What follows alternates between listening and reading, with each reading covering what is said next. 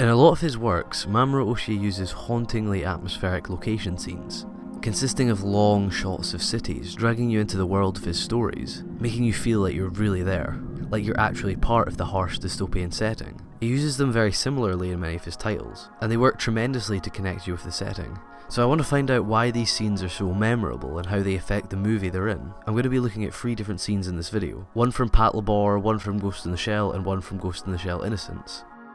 One thing that strikes me most about these scenes is their placing in the movies. They each come directly after a pivotal point in their narrative.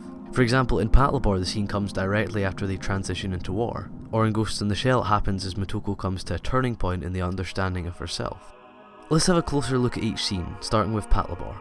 Patlabor uses this scene not to only establish the city as a location, but to develop the theme of war's effects on society. At this point in the story, the military have to move into the city for control. The scene is used to show how they become part of the city and how society molds to accommodate the change.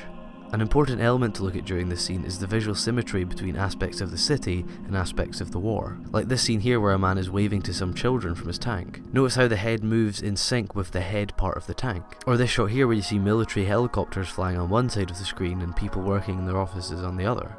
This allows Oshii to develop the theme of war in society without having to shove it in our faces with dialogue or exposition. It's very effective as there's not one main focal point of each shot. The viewer can choose what they want to focus on themselves, creating a more personal experience. This is continued in another technique used in this scene, the use of reflections. This is much more prominent in later Oshii works, but he uses it a lot in this scene in particular. The first is in this shot where a number of soldiers are reflected in a shop window. It's a smart juxtaposition of the military and fashion, which is something very casual.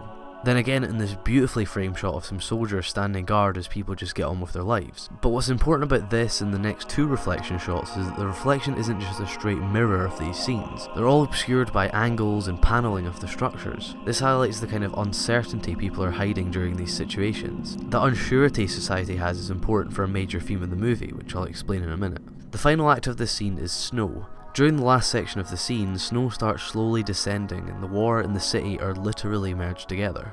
The snow lands on the tanks and on the ground, removing any kind of visual barrier that separated the 2 entities. This is a brilliant conclusion to the scene. One of the most important meanings to the scene might be a bit hard to understand as someone living in a different country more than 20 years after the movie was released. But with some research into the reception of the film, it's evident that Patlabor 2 has some very strong cultural symbolism behind it. As you probably know, the early 90s was an economically tough time for Japan, which echoed throughout every aspect of the country, and Patlabor mirrors the feeling of Tokyo at the time, showing the unrest and negative attitude people had towards the city. The whole scene relays this message, but one of the metaphors that does it best is the bird imagery. It's plastered all throughout the movie, images of birds flying upwards away from the city. And this kind of escapism is also part of the literal narrative, with lots of terrorist attacks on the city trying to destroy it. The bird metaphor makes an obvious link to the movie's theme that I just mentioned. It's also more subtly implied in shots like this where arrows are pointed to the sky, or even in this office shot where people are positioned as if perched in their nest high above the city. Now let's move over to Ghost in the Shell's location scene. The scene is obviously used to do some world building, but also I think it's there to personalise a up until now very robotic storyline. It comes at a point where Motoko is starting to see herself as more of a human life form, but also at a point where the viewer is starting to recognise that too. Compared to Patlabor, this scene is a lot less obvious with its imagery. One of the most important things this scene does is give non-human things human qualities. It wants to force you into thinking about the humanity of Motoko as a cyborg, and it does this by making the scene full of human characteristics. Initially you'll notice that everything in this scene is in a clear point in a lifespan, like the buildings with scaffolding on them, giving them a young or growing personality, or the rubbish in the water that captures an old, dying personality.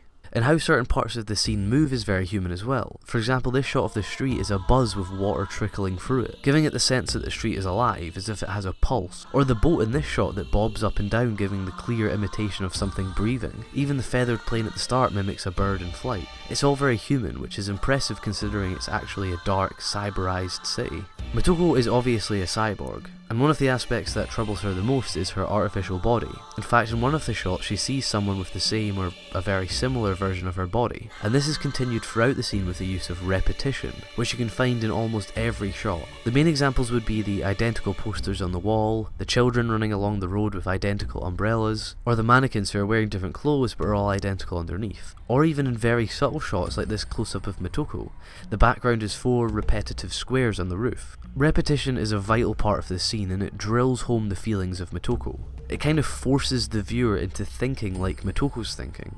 It's really smart and very powerful. This is very similar to the Patlabor scene in its effect. It even uses the same snow technique but with rain instead. It's a fantastic scene for not only giving us a detailed look into the movie's world, but allowing the viewer to explore certain themes. The third scene I'll be looking into is the location scene from Ghost in the Shell 2 Innocence. This is probably the flashiest and most focused out of the 3 I've mentioned. The scene actually starts its rain or snow effect right away. Instead it uses petals, which creates a really cool dynamic throughout the scene. I feel like the scene is again predominantly used for world building, but here it wants to do more than just show off its world in a general sense. Innocence wants to show how much society has changed, and it does that all throughout this scene. Every shot is highlighting a contrast between something old and something new, taking place in a traditional parade but done with animatronic animals and robotic versions of traditional symbols, like this giant elephant or this collection of animals. They're not only artificial versions of animals, but everything about them from their look to their movement is so lifeless. And lifelessness seems to be the core theme of this scene. Even the humans watching are completely lifeless. They're all moving in a blurred slow motion as to evoke feelings of death or deterioration. Most of the humans watching are either masked or hooded, and the faces that we do get to see have very little expression on them. It's so powerful to see such an energetic tradition such as a parade presented in such a lifeless and manufactured way. Puppets are a big thematic focus of this movie as well, and from the slow movements to the animatronic animals, everything in this scene alludes to that. I think it's obvious that Oshii puts a lot of focus and meaning into these scenes. They're certainly more than just location setters. It's something that very few directors would attempt, as long drawn out periods with no dialogue or action can disconnect the viewer. But Oshii inserts such mystery and intrigue into his scenes. It's impossible not to be captivated by them. Also, this is a new video format I'm trying out, so please do let me know in the comments if you like it. It allows me to discuss different shows and directors with a lot more ease, so make sure you let me know. And also, if you want, you can check out some of my other similar videos. And if you enjoyed this one, please do click the like button and leave a comment. Cheers.